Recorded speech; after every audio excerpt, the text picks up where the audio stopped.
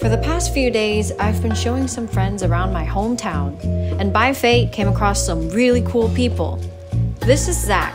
He's a lawyer from New York City, and this is his first time visiting Taiwan. Not to have boiled eggs, you know what I mean? After knowing I was a YouTuber, I got the chance to interview him and his interesting perspective on his life, why he quit his job in New York City, and why he came to Taiwan.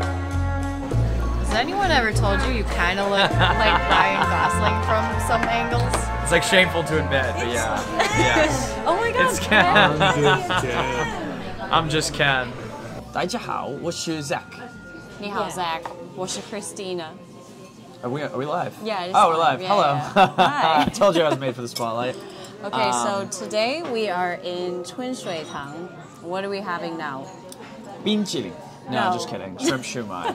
Okay, why do you know that? Memes have really been an incredible mode of like communication, Yeah. cross-culturally. We're here today even with, our Nepali friend, hello, behind the camera. And, I caught him looking at memes that I myself look at it in the States all the time, follow the same accounts.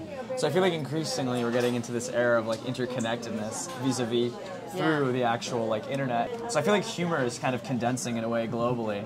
And so immediately, when I heard him recite the line from, John Cena when he's promoting Fast and Furious 9, I knew it, right away. And so the big word that everyone repeats and kind of parrots is 冰淇淋. Yeah, 冰淇淋. Because it sounds like in English, like been chilling. I've been chilling. Oh, been chilling. Is that what it sounds like? Yeah, it sounds like I've been chilling. But do you know what it is though? Like 冰淇淋. Ice cream. Ice cream. Ice cream. Oh, okay. Wow. Cheers. 为什么我希望你们可以认识我这个朋友？是因为我真的觉得我们超有缘分。What she said. Yeah. Like how we met is really interesting. Like how your life and my life just crossed by a common friend, Alex. Met him at Everest Base Camp.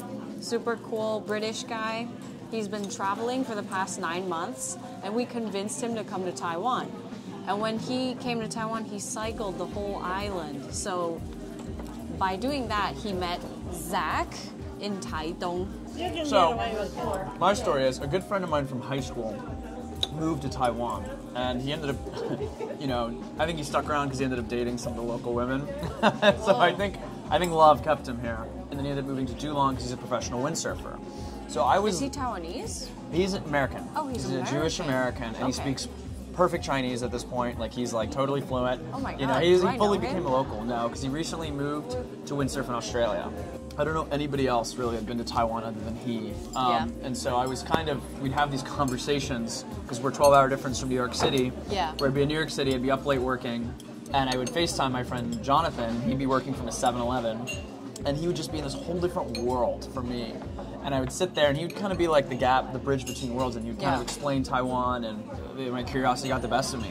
And I came out here, and I've been here for about 2 weeks now, and I have to say it's been the trip of a lifetime. It's really been one of the cooler things I've done. And I was on the phone an hour ago, all my American friends, I was like, you have to come here, this is so cool. Because it's not really on anyone's radar, but it has so much cool stuff buried. I feel like Japan, Korea are more known to the Western audience. Yeah. While as Taiwan is kind of like what you guys were saying, it's more of a hidden gem. You don't really know of it until you actually come here, you meet the people But I have to also disclaim, most Americans aren't like me. I think I'm a little bit more of a wanderer, and most Americans I think are very scared of the outside world. They're curious, so if you go to America, they're gonna be very interested in you. They want to know where you're from, and they're gonna be very unsophisticated. But most Americans I feel are just scared, and especially if they don't know some place. Most Americans will only vacation to Mexico, which is a very dangerous country by many metrics. Cancun, and yet at the same time they're I can't come to Taiwan. I know Japan because Japanese culture has been very prevalent, but I think as Taiwan is increasingly in the news, it sort of crops up more in the American consciousness. I think more and more people have an interest in kind of exploring it a little more deeply. I think whenever people say Taiwan, if I tell people in the States, oh, I'm from Taiwan, it's either oh, Thailand? Thailand, yeah. Or it's oh my god, the war, when's the war happening? But what I found really interesting is because you said you're from New York, you've been living there for 5 years, right? Yeah. And New York is a dream city. Like that's where people want to go. That's where they want to work. So like, why you're living in the life of many people's dreams, and You're at the apex of the best. Yeah, like true. that's where we want to go. So why did you decide to quit your job and come out here to Asia? Yeah. So there's a long story behind that. So I was a lawyer in the U.S. I attended law school in New York, practiced in New York, and I will say, by many metrics, like if you ever have the opportunity to go to New York City, you should go. It is one of the world's coolest cities, you know, and like I have some family there. My dad grew up there. But walking around the city and the sort of hustle and bustle of it all, it's right away, you know, there's just no place like it. And kind of the same way that a lot of the world cities like Paris or Tokyo have its own unique feel and energy. And you can kind of feel like your psyche change big time in New York City. You know, I noticed it, you know, even just like where I grew up to like when I started to work in the city, like things move very quickly. You perceive time a lot faster. And I think New York City really does have in some ways, like all of the glamour. But I really think that that's kind of the weekend. Yeah. I think that Friday, Saturday, Sunday are incredible in New York City. The stuff you get to Monday do. Monday to Thursday is... Monday through Thursday, the work culture is intense. It's more like Tokyo in that regard. People are in the office very late.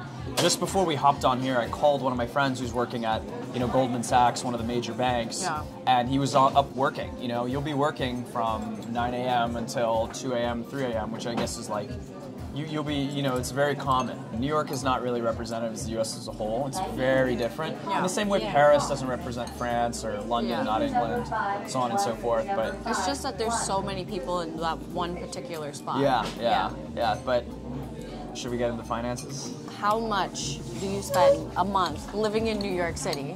Because I think a lot of people really want to know this. Yeah. You can have a bite of your kung fu noodles. So, I'll spend anywhere from $8,000 to $8,500 doing a month in New York City. $8,000 to $8,500. Rents will generally be about $4,000. Let me calculate that to Taiwanese dollars. Yeah. That's crazy. Yeah. Like, but you're living in like Manhattan, right? It could be cheaper, but I have to say I didn't even have one of the more like lavish lifestyles of some of my friends. You know, I'd like to think I was mostly like, I didn't order cars if I didn't need it. I was mostly taking public subway, you know, but things are just very expensive. You go out to dinner, you know, it's easily $100, usually over, just for yourself. Oh, yeah. So oftentimes your hours are so intense that you have to order out. You really don't have you do not have the time to cook. You hardly have the time to shower some days. So usually though, the firms or the banks, whatever, will subsidize your meals. Even on top of that, you'll get money to go out and do these things. And New York obviously gets extremely expensive in the summertime. But it was not uncommon to be about $8,500. That's insane. It's like now you go to the rest of the world and everything seems so cheap. But like, why Asia though? Like, why not Europe where you can speak English? You speak English? South America maybe. When it comes to like personal growth, you have to push yourself outside your comfort zone. You have to be willing to indulge in a place that you've never seen before. You know, and also, meanwhile, I think also important, I'm going to let you cut this part out if need be. So, No, go ahead. I felt like another reason was, you know, I hear about Taiwan a lot in the news. And I wonder, you know, what are things actually like there? And I think to some extent, people in the States see Taiwan like a spectator sport. You know what I mean? Like, it doesn't really feel real for us. Like, what's the realities of, like, what might happen in a place like this? So we kind of, like, cheer on, like, Ukraine and Taiwan without ever visiting these places ever. Or actually knowing. You know, in the same way as, you know, like, you know, during the Vietnam era, nobody was ever visiting Cambodia or Vietnam or, like... So I felt like as, like, an American, as, like, you know, a lawyer, somebody involved with, like, the establishment, it was important for me to be here and, like, know what everyone's lives are like, what everyone thinks, who, you know, what people are. That's a great reason. Really interesting. Why would I cut that out? Yeah, well, it's, you know, verges on the political, so, Which is like, that was a real motivator. And it was nice that I had my friend to kind of pave the way. Yeah. But, you know, I'm always thinking about other people. In America, you don't really have a lot of perspective on the importance of your own politics because we only think about ourselves. Yeah. We're not thinking about how elections or attitudes influence other countries. And this is one thing I heard in Sweden. Is like, I think that was the big thing that the Swedish people wanted to tell me, is they said, you need to appreciate how important your political decisions are. And so all of a sudden, you know, I kind of felt this sense, as soon as I started traveling, I felt this sense of like responsibility. Yeah, I'll bite my tongue. I think I have a lot of criticisms of the way our politics operates, but, you know, I think it was very important for me to kind of be out there and have real experiences. And I think famously in one of our presidential debates, one of the presidential candidates asked another candidate to name 3 provinces in Ukraine, and she couldn't do it. Because she was advocating for Ukrainian involvement and couldn't even name 3 of them. So Americans, as you know, it is true, notoriously bad at geography and basically like cultural global awareness. For you saying that, you know, like you want to know how it is actually here. You were only here for 2 weeks, but could you feel out what the people here are like? Like, what do you think of the whole Taiwan so far for the past 2 weeks? I think every person I've met in Taiwan has shown me a level of respect and kindness that is not very common around the world. And there has been a lot of like Western European people I've run into. But every time it was someone Taiwanese, like extremely polite, extremely cordial, always offering me things, you know? So, you know, I shared a cigarette with the mechanic. Not many Americans smoke cigarettes.